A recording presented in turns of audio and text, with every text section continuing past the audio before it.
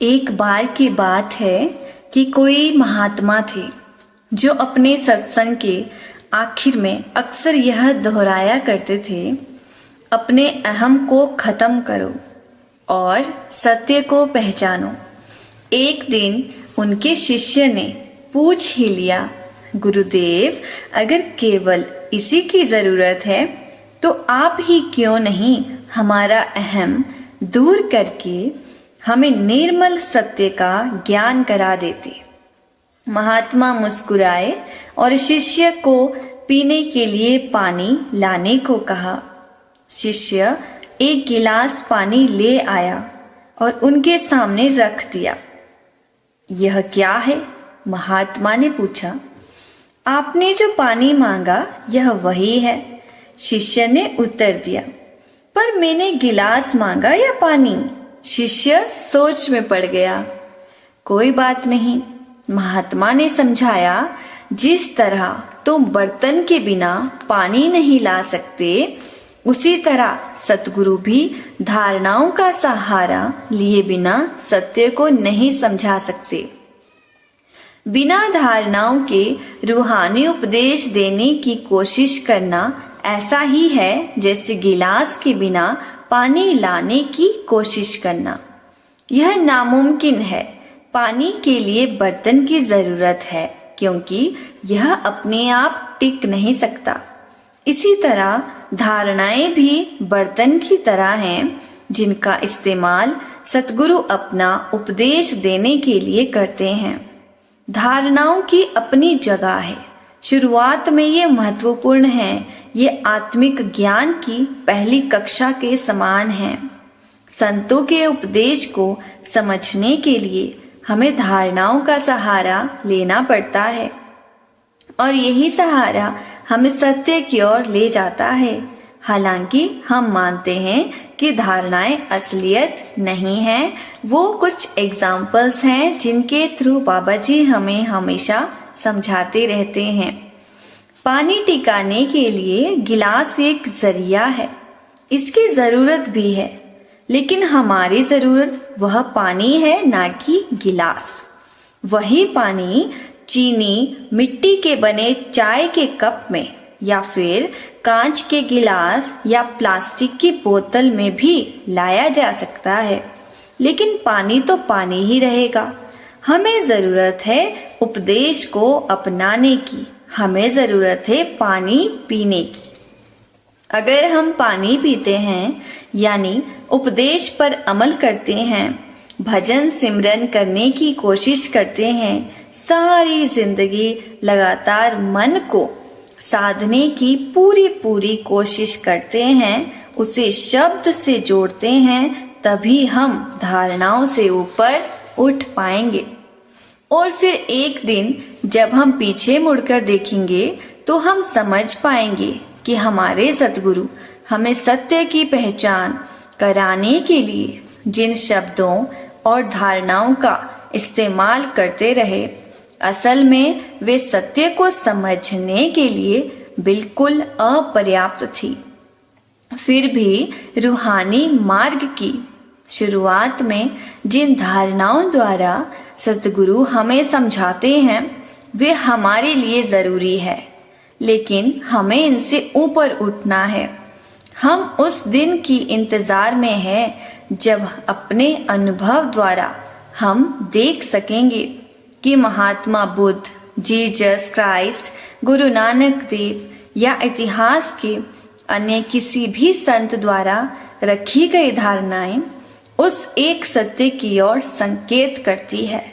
वह सत्य जिसे स्वयं अनुभव करके ही जाना जा सकता है, लेकिन उसके लिए हमें अभ्यास करना होगा। क्या हम रूहानी मार्ग पर नौसिखिया ही बने रहना चाहते हैं? बदकिस्मती से हम में से बहुत से लोग पानी पीने की बजाय गिलास की ही पूजा और भक्ति करना चाहेंगे। संतों का सत्संग सुनना और उनके बताए आदर्शों की चर्चा करना हमें अच्छा तो लगता है, लेकिन जब भजन सिमरन द्वारा मन को वश में करने और उसको संयम में रखने के मुश्किल काम की बारी आती है तब हम कहते हैं कि हम लाचार हैं, हम बेबस हैं। या फिर हम उस पानी के गिलास में अपने कुछ विचार मिला देते हैं जिसे सतगुरु ने हमारे लिए तैयार किया है, यानी हम सतगुरु की शिक्षा में फेर बदल कर देते हैं, उसमें अपनी कुछ गलत धारणाएं जोड़ देते हैं जिससे गलत फहमी पैदा हो जाती है और फिर हम उसी गलत फहमी में जीने लगते हैं। हमें अपनी गलत धारणाएं ही अच्छी लगती हैं, वे हमें सही लगती हैं। इसलिए जब वक्त के गुरु हमारी भूल सुधारते हैं तब हम उनके उपदेश के बजाय अपनी समझदारी को ज्यादा अहमियत देने लगते हैं। हम क्या कर रहे हैं? ऊपर दी गई सतगुरु और पानी के गिलास की कहानी के मुताबिक हम उस पानी में मिट्टी मिला रहे हैं और उसके जीवनदायी गुणों को नष्ट कर रहे हैं। सतगुरु की संगत यानी हम उनके उपदेश का कितना गलत मतलब निकालते हैं।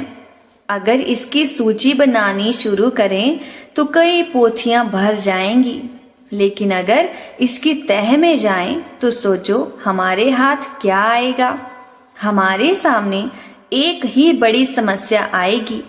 हम संतमत को अपनी सोच के अनुसार ढालने की कोशिश करते हैं, बजाय इसके कि अपनी सोच को संतमत के मुताबिक ढालें। आओ हम इस बात को समझने की कोशिश करें। हमारे सोचने के ढंग पर हमारे माहौल का इस हद तक असर होता है, हमारी सोच का दायरा इतना सिमट जाता है कि हम इसका अंदाजा भी नहीं लगा सकते।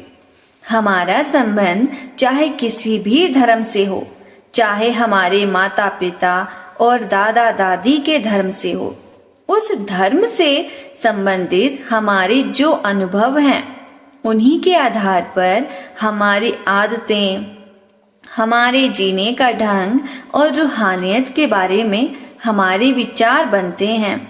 हम जिस तरह की शिक्षा प्राप्त करते हैं उसी तरह की हमारी सोच हो जाती है। हमारी संस्कृति, शिक्षा और धार्मिक रीति रिवाजों से हमारे विचार, हमारी आशाएं यानी हमारी सामाजिक परंपराएं प्रभावित होती हैं। क्योंकि हम अलग अलग माहौल से आते हैं, इसलिए हम सतगुरु के पावन उपदेश का अपनी अपनी समझ के अनुसार गलत अर्थ निकालते हैं। उपदेश की तुलना पानी के गिलास के साथ करते हुए यह कहा जा सकता है कि उस गिलास में हम कई तरह की मिट्टी मिला देते हैं जो पानी को अलग अलग रंगत दे देती है।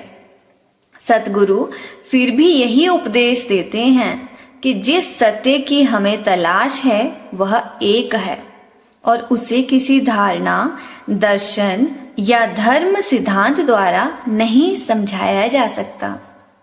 ना ही यह परंपराओं या धर्म ग्रंथों में मिलता है। धार्मिक क्रियाओं यानी कर्म कांड से इसे कभी नहीं पाया जा सकता। इसे अंधविश्वास द्वारा भी प्राप्त नहीं किया जा सकता।